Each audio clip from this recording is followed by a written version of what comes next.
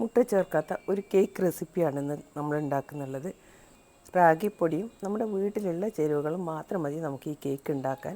അതും വളരെ പെട്ടെന്ന് തന്നെ നമുക്ക് ഉണ്ടാക്കിയെടുക്കാൻ പറ്റും. ഓവനോ ബീറ്ററോ ഒന്നുമില്ലാതെയാണ് നമ്മളിന്ന് ഈ കേക്ക് ഉണ്ടാക്കുന്നുള്ളത്.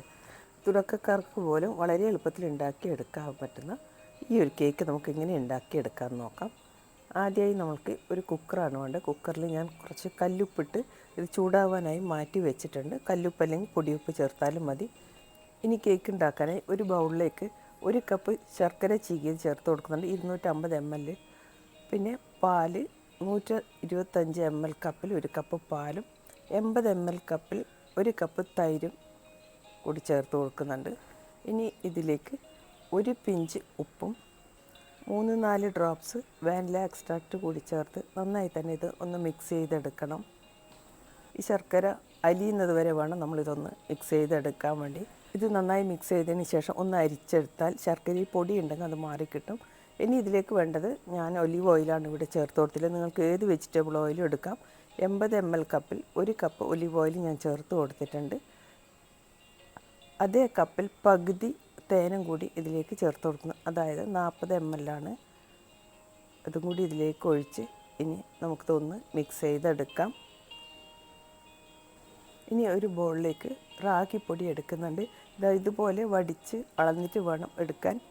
ഞാനിവിടെ 2 കപ്പ് റാഗിപ്പൊടിയാണ് എടുക്കുന്നുള്ളത്. അതായത് 250 ml കപ്പിൽ 2 കപ്പ് റാഗിപ്പൊടിയാണ്. ഇനി ഇതിലേക്ക് 1 ടീസ്പൂൺ ബേക്കിംഗ് പൗഡറും 1/4 ടീസ്പൂൺ ബേക്കിംഗ് സോഡയും കൂടി ചേർത്ത് കൊടുക്കാം. ഇനി 1 ടീസ്പൂൺ സിനമൺ പൗഡർ, അതായത് പട്ട പൊടിച്ചതാണ്. പിന്നെ 2 ടീസ്പൂൺ കൊക്കോ പൗഡർ കൂടി ചേർത്ത് കൊടുക്കുന്നുണ്ട്. ഇതെല്ലാം ചേർത്ത് നമുക്കിതൊന്ന് നന്നായി ഒന്ന് മിക്സ് ചെയ്തെടുക്കണം. ഞാൻ സ്പൂൺ വെച്ച് ആദ്യം ഒന്ന് നന്നായി മിക്സ് ചെയ്തതിന് ശേഷം വീണ്ടും ഇതുപോലെ എല്ലാം കൂടി യോജിപ്പിച്ചെടുക്കുന്നുണ്ട്. നിങ്ങൾക്ക് വേണമെങ്കിൽ ഇത് 2-3 പ്രാവശ്യം അരിച്ചെടുക്കാം. ഞാൻ അടിയും മേലെയും വശം എല്ലാം കൂടി യോജിപ്പിക്കുന്ന വിധത്തിൽ വേണം നമ്മൾ ഇതുപോലെ യോജിപ്പിച്ചെടുക്കാൻ.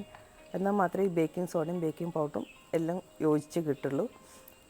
ഇനി ഇതിലേക്ക് നമുക്ക് കൂട്ടുകൾ കുറേശ്ശായി ഒഴിച്ചു കൊടുക്കാം. കുറച്ച് ഒഴിച്ചതിന് ശേഷം ആദ്യം ഇതുപോലെ ഒന്ന് മിക്സ് ചെയ്യണം. അതിന് ശേഷം വേണം കുറേശ്ശായി ചേർത്ത് കൊടുക്കാൻ.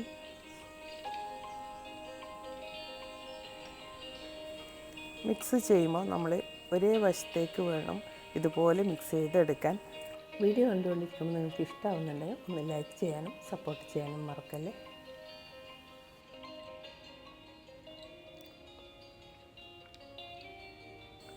നിങ്ങളുടെ ശർക്കരയിൽ പൊടിയുണ്ടെങ്കിൽ അവസാനം ഈ സമയത്തൊന്ന് അരിച്ചെടുക്കേണ്ടതാണ്. നിങ്ങൾ ആദ്യം മിക്സ് ചെയ്ത ഉടനെ അരിച്ചിട്ടുണ്ടെങ്കിൽ പിന്നീട് അരിക്കണം എന്നില്ല. അപ്പോൾ ഞാനിതെല്ലാം തന്നെ ഇതിലേക്ക് ഒഴിച്ച് മിക്സ് ചെയ്തെടുത്തിട്ടുണ്ട്. ഈ അളവുകളെല്ലാം തന്നെ കൃത്യമാണ്. നമുക്ക് കറക്റ്റ് അളവിന് തന്നെ ഇവിടെ കിട്ടിയിട്ടുണ്ട്. ഈ സമയത്ത് നമുക്കൊരു കേക്ക് ടിന്നെടുത്ത് അതിലേക്ക് കുറച്ച് ബട്ടർ തൂവി കൊടുക്കാം. അല്ലെങ്കിൽ നിങ്ങൾ കുറച്ച് മൈദ ഡസ്റ്റ് ചെയ്ത് കൊടുത്താൽ മതി. ഞാൻ കുറച്ച് നെയ്യ് തടവിയതിന് ശേഷം അതിൻ്റെ മേലെ ഒരു ബട്ടർ പേപ്പർ വെച്ചതാണ്. ഞാൻ ചുറ്റും തന്നെ ഈ പാത്രത്തിൽ നെയ്യ് തടവി കൊടുത്തിട്ടുണ്ട്. തീരെ നമ്മുടെ കേക്ക് ഒട്ടാതിരിക്കാൻ വേണ്ടിയാണ്. ഇനി നമുക്ക് ഇതിലേക്ക് ബാറ്റർ ഒഴിച്ച് കൊടുക്കാം. ഈ ബാറ്ററിൽ നിങ്ങൾക്ക് മിക്സ് ചെയ്യുന്ന സമയത്ത് ഡ്രൈ ഫ്രൂട്ട്സ് ചേർത്ത് കൊടുക്കാവുന്നതാണ്. ഞാൻ മിക്സ് ചെയ്യുന്ന സമയത്ത് ചേർത്ത് കൊടുത്തിട്ടില്ല. ഇനി ഇത് നന്നായി ഒന്ന് ടാപ്പ് ചെയ്ത് കൊടുക്കണം. ഈ ബബിൾസൊക്കെ പോകാൻ വേണ്ടിയാണ് നമ്മൾ ടാപ്പ് ചെയ്യുന്നത്. ഇനി നിങ്ങളുടെ കയ്യിലുള്ള ഡ്രൈ ഫ്രൂട്ട്സ് എന്താണെന്ന് വെച്ചാൽ അത് ഇതുപോലെ ചെറുതായി ഒന്ന് നുറുക്കിയെടുക്കാം. ഞാൻ കുറച്ച് ടൂട്ടി ഫ്രൂട്ടി, ബദാം ഇതൊക്കെ ചെറുതായി നുറുക്കിയെടുത്തിട്ടുണ്ട്. ഏത് നട്ട്സ് വേണമെങ്കിലും നമുക്ക് ചേർത്ത് കൊടുക്കാം. കുറച്ച് റൈസിൻസും ഒക്കെ ഉണ്ട് ഇതിൽ. അപ്പോൾ എല്ലാം കൂടി നമുക്ക് ഇതിൻ്റെ മേലെ ഇതുപോലെ സ്പ്രെഡ് ചെയ്ത് കൊടുക്കാം. ഇനി നന്നായി ചൂടായിരിക്കുന്ന ഈ കുക്കറിലേക്ക് നമുക്കിത് മെല്ലെ ഒന്ന് ഇറക്കി വെക്കാം.